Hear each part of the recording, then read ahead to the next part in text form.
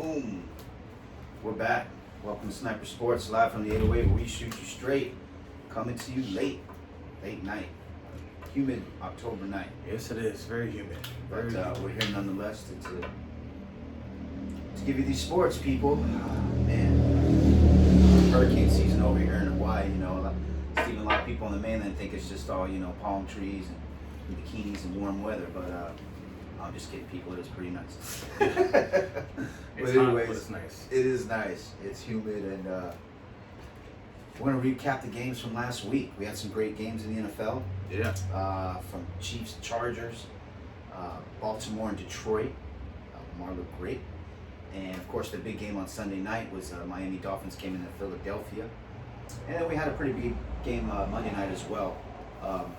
Minnesota Vikings at home hosting the 49ers. In that game, I'm going to bet didn't go the way most people had it. Nope. But Steven, what was your big takeaway from the weekend? What stood out to you as far as some of these big games this past week? I think we're 7 weeks in now to the NFL. What you like? What you didn't like? I think it has to be the Eagles and Chargers. Eagles and Dolphins. Sorry.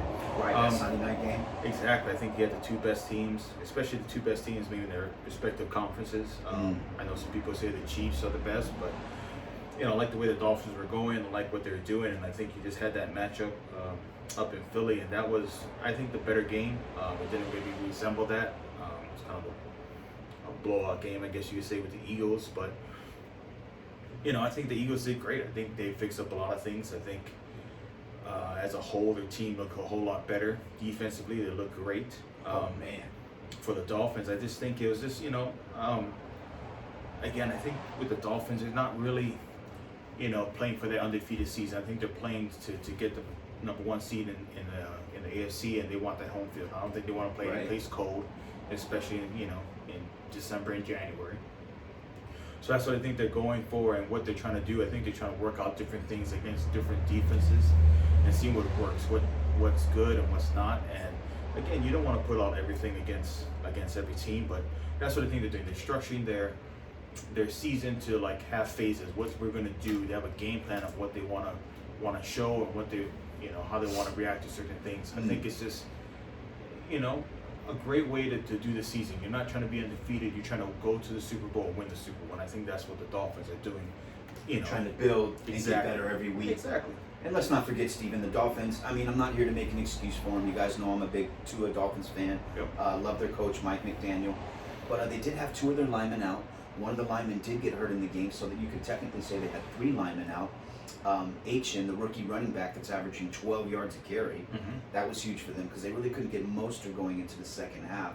But much to credit to the Eagles defense, those young boys out of Georgia on the interior defensive line, Steven, Wow. Jordan Davis and Jalen Carter. Man, not to mention you still got Nakobe Dean and Nolan Smith Jr. Just a world of speed, power, talent, and youth. And you're seeing that. I thought Jalen Hurts to A.J. Brown was the difference in this game. You can really start to see their connection. Jalen Hurts I'm talking about, still has to kind of clean things up on the offensive side of the ball. There were a few turnovers there. But primarily, you can see where Philly does, I agree with you, Steven, look like the front runner after 7 weeks in the NFL. From their clicking, they look unstoppable. They just have, in all three phases, offense, defense, special teams. They look pretty close to elite. And keep in mind, it's only October. These teams are going to build and continue to get better, cut down on their mistakes. Hopefully that's the goal. But I was impressed with Philly. Even though the Dolphins lost, I'm not tripping too much because I was just, mentioning the reasons why. I thought Tua, even though he had that one where he kind of lobbed it in the end zone and got picked off by big play Slay, I thought he made some good throws all night. I really do. Tyreek and Waddle's been in and out all year. He's kind of had an injury-prone year. Had a bad back in that game, but I'm not tripping on this loss, I guess is what I'm saying. Not to mention, I just want to bring up the fact that the penalties in this game. I think the Dolphins were -10 in penalties. There were only 2 penalties called against Philadelphia, and when they were called, those penalties were offsetting. So essentially, there was really no penalties called against Philadelphia. So with all that being said, I'm not too worried about Miami. They continue to improve and put filler in the holes that they have. But when they get that running back, And of course, Jalen Ramsey, a big corner who can defend someone like an AJ Yeah. Brown, or That's some of the bigger receivers in the league.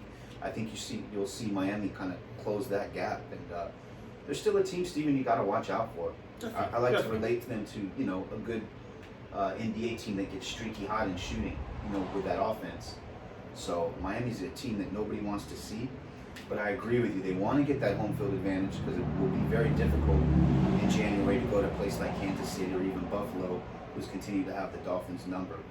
But I don't think this loss was as bad as it seems. That's all. Yep. They were in the game. Philly pulled away late, and we'll see where these teams go from here. Definitely, I agree. Yeah. I think the biggest upset this week is probably maybe Minnesota and San Fran.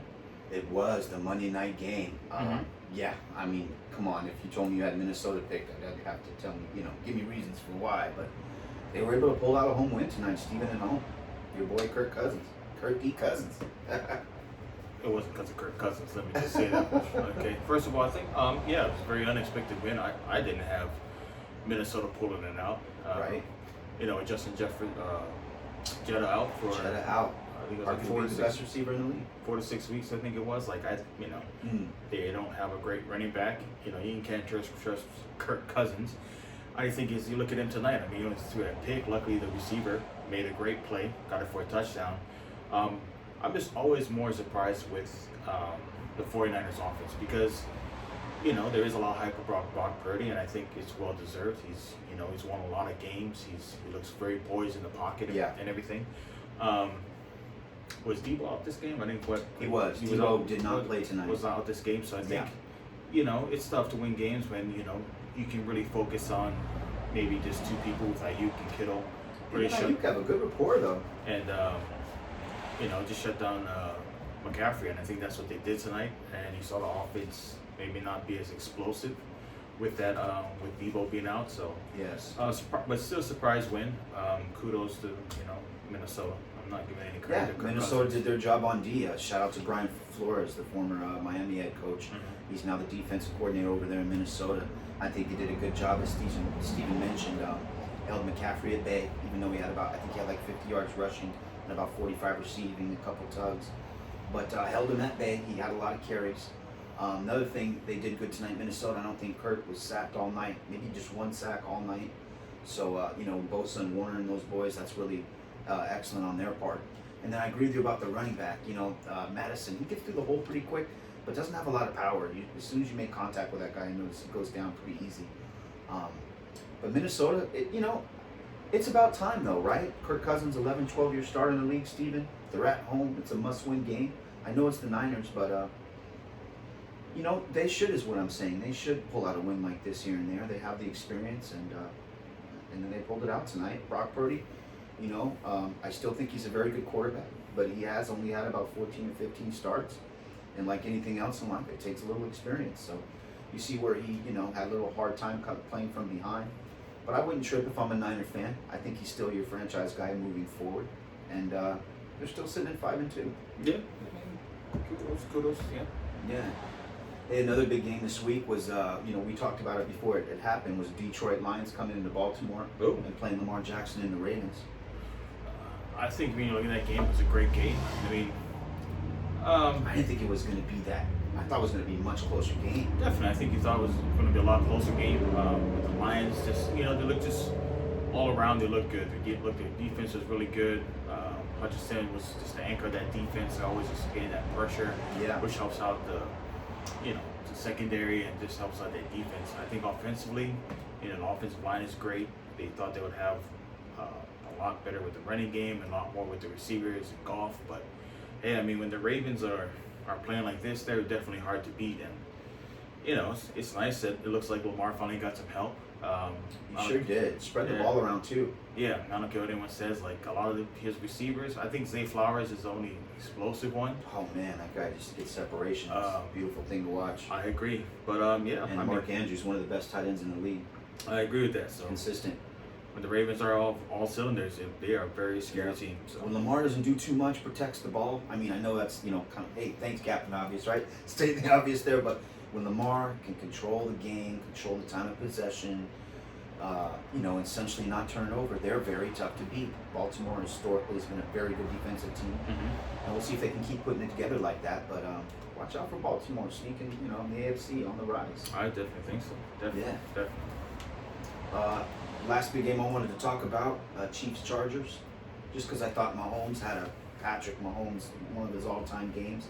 Kelsey put up big numbers. Maybe he was trying hard because, Taylor Swift was in the building. Nonetheless, Stephen, he had a good game, had some touchdown. I mean, protected the ball. Chargers, right? Here we go again. I mean, I don't know your thoughts on that. I really don't think it's pretty obvious. I mean, you're looking at Kansas City.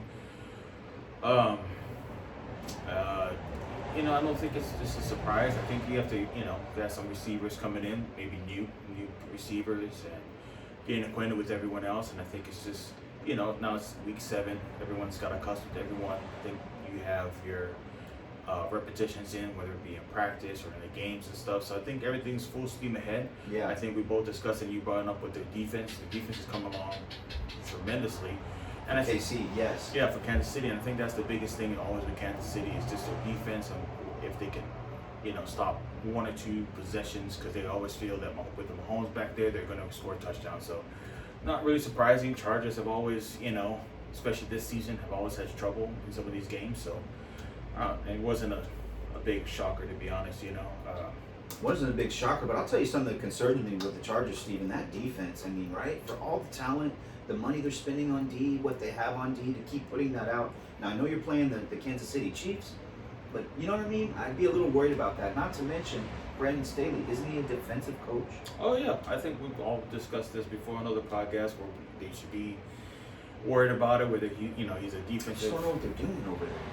I don't think they know what they're doing over there, and I think that's the problem.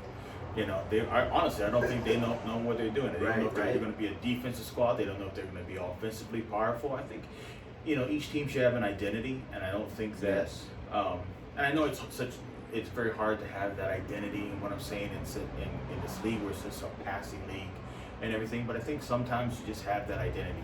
Where the Dolphins, they're going to spread it out. They're going to have that speed. That's their identity. Is speed. With Mahomes, it's that passing game. They're just going to keep motioning. It's going to just be different things coming at you. Everyone has that identity, and I don't think the Chargers. Yeah, it really feels like last year Austin Eckler was a lot bigger part of that team and part of their identity. I don't know if it's an injury thing this year or a play calling issue, but he hasn't been the same player. So yeah, I think once they find out their identity, hopefully it's not in week 12 when they figure it out. But until then, I don't really think they're going to have much success. And I think next week we're going to talk about it later on. But about the Bears and Chargers, I think that's the big stuff. But we'll talk about that later. Yeah, I mean, I don't know. I don't have a lot of. They're sitting at 2-4 right now, the Chargers. So we'll see. It's gotta be tough to get. It's got that Broncos record. Well, those are the games this week. Man, after 7 weeks, looks good. My opinion, Philly looks like the strongest team, but nobody is just running away with it. It's still this season's still up for grabs. It's good. No like doubt. that. You like that. You don't know like parity in the NFL. Exactly. You like to know what's might happen or might not happen. So yeah, it's great. All right. Well, hey, thanks for tuning in to this segment. Please leave your comments. We'd like to know what you think. Anything you want us to go over, we'd love to hear your thoughts. The games you want us to review, let us know. All right.